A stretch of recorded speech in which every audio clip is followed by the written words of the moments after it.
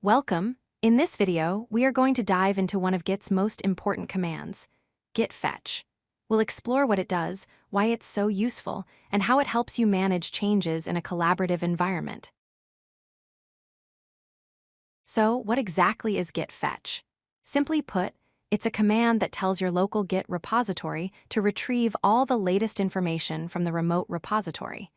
This includes new branches and new commits.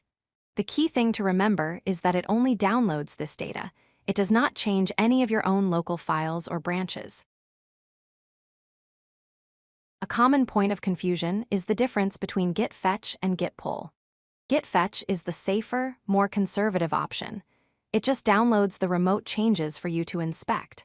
On the other hand, Git Pull does two things. It first performs a Git Fetch, and then it immediately tries to merge those changes into the branch you are currently on. Using Fetch gives you a chance to review before merging. Imagine your project lives in two places: the central remote repository, maybe on GitHub, and your own local copy on your computer. When your teammates push changes, the remote repository gets updated. To get those updates onto your machine, you run Git Fetch. This copies the new commits and branches from the remote to your local repository, but keeps them separate from your own local branches. Let's visualize this process. Before you run Fetch, your local main branch might be in sync with what your local repository thinks the remote main branch looks like. After new commits are added to the remote, you run Git Fetch. This updates your local copy of the remote branch, which is often called origin/main. Your own main branch, however, is not touched at all.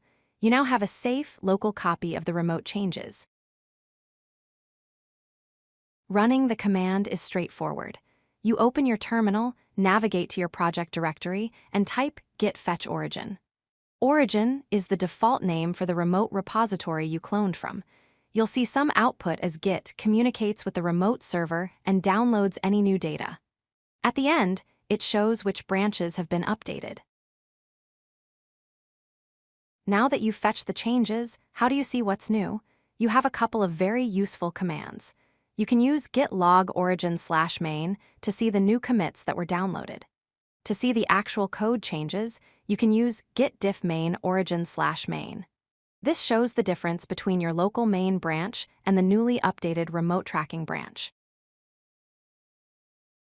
When Git Fetch runs, it updates special branches known as remote tracking branches. These act as bookmarks, remembering where the branches on the remote repository were the last time you checked. You can't directly edit them, and they only move when you run Git Fetch.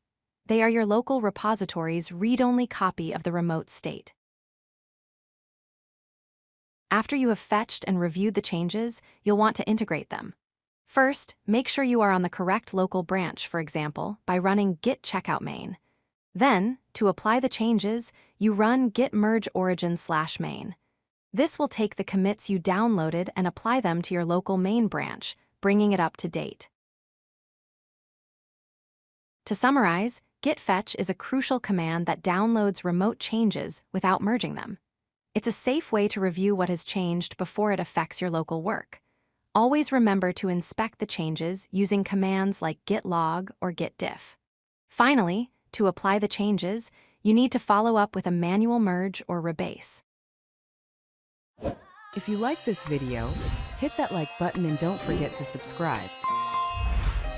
Visit codelucky.com for more such useful content.